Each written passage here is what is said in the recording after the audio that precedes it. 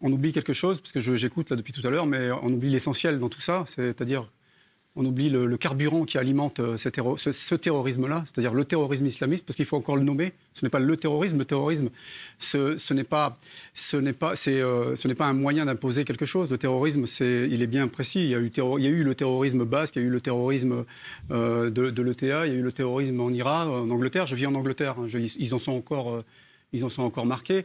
Et aujourd'hui, non. Depuis de nombreuses années, il y a l'islamisme qui veut prendre le pas sur une partie de l'Occident.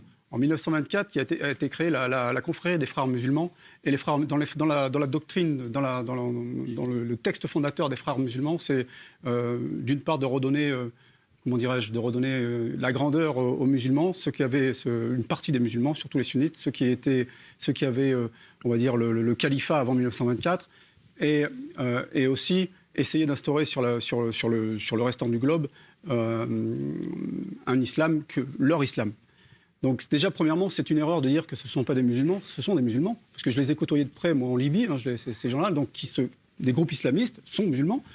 D'ailleurs, ils disent ça. L'attentat de Nice, je suis désolé, on l'a retrouvé en boîte de nuit, il buvait de l'alcool, il se droguait. Et vous allez me dire que finalement c'est le musulman. Mais quelle définition vous avez du musulman? C'est très dangereux de dire ce genre de choses. Non, c'est pas dangereux du tout. Non, mais ce qui est dangereux, c'est votre terrorisme. Ce qui est dangereux, c'est votre musulman. Ce qui est dangereux, dénoncer le terrorisme. Laissez-moi finir. Ce qui est dangereux, c'est d'être dans le déni permanent comme vous le faites. C'est absolument dangereux. Parce que simplement, vous ne répondez pas au débat.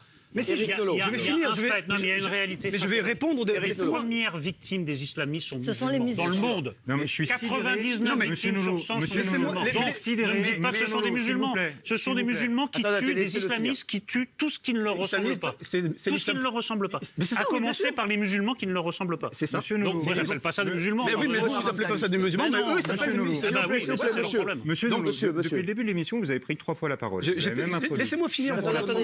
Pour la première fois, on a un technicien qui nous parle de son expérience. Vous venez de l'interrompre, vous étiez... Il a beaucoup changé, Cyril Hanouna. Non, mais laissez-le finir.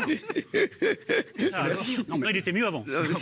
Je termine parce que ce que vous dites, c'est complètement à côté de la plaque. Excusez-moi. C'est votre point de vue, mais c'est votre point de vue. Non, c'est pas mon point de vue. Ce n'est pas mon point de vue. Donc, oui, ça en fait partie. Parce que pour en arriver justement à quelqu'un comme vous le décrivez, c'est certain. C'est quelqu'un qui est malléable intellectuellement, qui est fragile psychologiquement. Donc, cette personne-là va être au bout de la chaîne et va servir de chair à canon. On en trouve dans toutes les armées du monde. Hein. Les mecs en bas de l'échelle, dans toutes les armées, américaines, françaises, polonaises, en bas de l'échelle, ils n'ont pas inventé l'eau chaude. Mais il en faut. Donc, les donneurs d'ordre, ce sont des gens qui sont un peu plus éduqués, des médecins aussi, qui adhèrent à ce projet. Parce que moi, je parle d'un projet. Mais est-ce qu'on peut revenir